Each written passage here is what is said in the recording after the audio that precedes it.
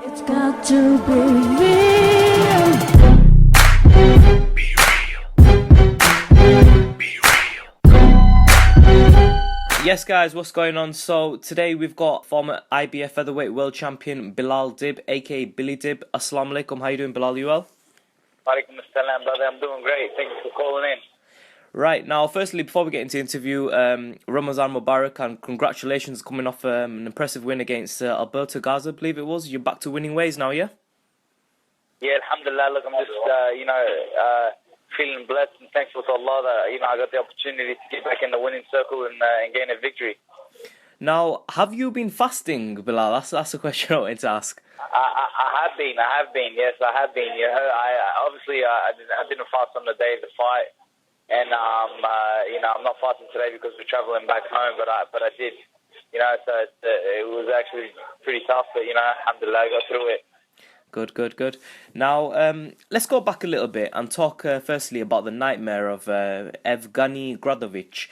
He's a highly ranked fighter, not a nobody. He's a very highly ranked fighter in the featherweight division, and you've lost twice to him, and he seems to be your boogeyman. Could you talk us a little bit about first the points loss that you had, and then the TKO loss that you had, and talk about what went wrong for you there? Well, basically in that first fight, it was just I came unstuck a little bit with my style, and I got caught in a little bit of a brawl. But had the referee not deducted a point in, I think it was the 9th round, I would have stuck up the world title on a split decision. So, unfortunately, the ref did take the point, and Gradovic walked away with a deserving victory. And then in the rematch, I guess he just came better prepared in terms of sparring and stuff like that. I opted to stay home and spar with fighters in Australia, and credit to them for even giving me the sparring. I appreciate everyone that helps out, but I learned a lesson in preparation for that fight. If you want to compete at the world stage, you need to get the world class sparring, and I think that's where I sort of let myself down a little bit.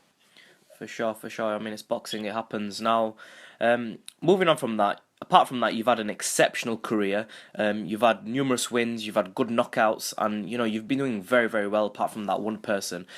Who would you like to face next? I mean, you've got the likes of Johnny Gonzalez there, you've got Abner Mares, you've got the Filipino Flash, Nonito Donaire. Who are you looking at in the featherweight division? I'll be honest with you, I'm not really looking at the featherweight division anymore. I don't know if you noticed yesterday, but I actually fought at super featherweight, so I got my mindset on moving up to super featherweight and hopefully capturing a world title there. I'm not looking to call out any names. I want to earn my spot in the super featherweight division. I'm willing to fight my way up into the number 1 ranking, and hopefully, when the time is right and I feel that I'm ready to step in against one of those champions, whether it be the WBO, WBA, WBC, or IBF champion, I'll be ready for him. Also, right, we've gone over that about Ramazan a little bit. You're Lebanese, if I'm correct. Is that correct? I am. Right. Yeah, I am. Could you talk a little bit to our viewers about, being a Muslim and being Lebanese? Could you talk a little bit about your culture and faith and how that's played a role? Because we've had numerous fighters now, and some of the all-time greats have been Muslims. And I know that, religion and culture doesn't have everything to play in boxing, but, could you explain a little bit about what role it does have for you? Well, for me, basically, the fact that I'm a Muslim means clean living, and to be an elite athlete, I feel that you need to be clean living. So I guess, the credit is to Islam for that, because, had I not been a Muslim, maybe I would compete in the fight, and then after the fight, I'd get out there and drink and party up and things like that. But, the fact that I'm a Muslim, kind of keeps me away from that. I've never drank alcohol in my life, never smoked a cigarette, taken a drug. So, my body's my temple, and basically the only reason why I don't do any of this stuff is because Islam prevents it and prohibits it. So, I try to walk the straight line, and, I know that success only comes from God. So, that actually gives me strength when I fight, knowing that, I'm walking the straight path, and I know that Allah subhanahu wa ta'ala is going to be behind me. Inshallah. Now, another great fighter who was from Arab descent, he was Yemen. I don't know if you remember him, but Prince Naseem Hamid. How could I not remember him? He's one of my best friends. Yeah. Well, what I wanted to ask you is, very close. Yeah, I've been watching you fight, and your style is actually very similar to Prince Naseem's. The way you move back, the way you get leverage into your shots. Has he played an influence in your boxing style? Well, basically, basically, growing up as a kid at the age of 14, I discovered Prince Naseem, and I quickly became infatuated and so into his style that every day when I was training, all I ever wanted to do was be like Prince Naseem Hamed. So at the age of 17, I was blessed with the opportunity to meet Naz, and he allowed me to stay in his home with his wife and his kids, and he and I have carried on a friendship now for the last 11 years, which has been amazing. And Naz sort of guided me through my career, being somewhat of a mentor to me, and I am my own fighter, but I understand that my style has a little bit of Prince Naseem in it, but that's only because growing up as a kid, I was so motivated by him and so inspired by what he did. Just a final question. So you're talking about moving up to super featherweight. At the super featherweight division, I recently spoke to Mikey Garcia, who is the king of that 130-pound division. He's moving up now to 135 pounds. He wants to face Terence Crawford, who recently has absolutely annihilated Yorkris Gamboa.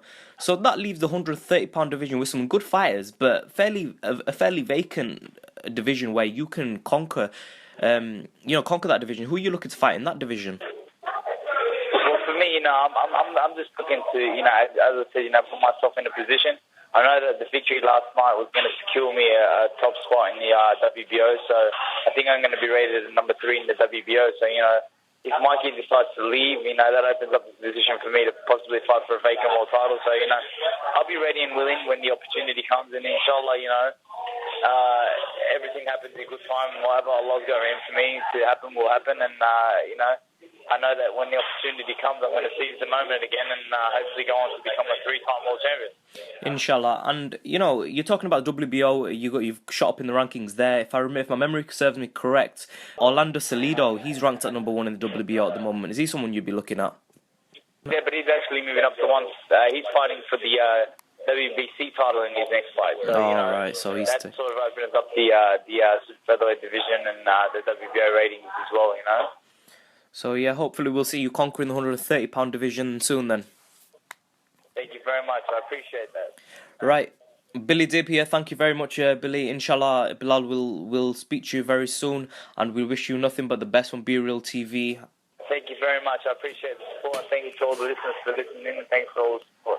Do you want to give a shout out to all your UK followers? Because I know you're getting quite a following here in the UK as well. Definitely. I want to give a big shout out to the UK fans out there, and a big hello to good friends of mine, Prince Naseem Amir and Amir Khan. And they both contacted me after the fight, and I'm grateful to have such amazing friends like that.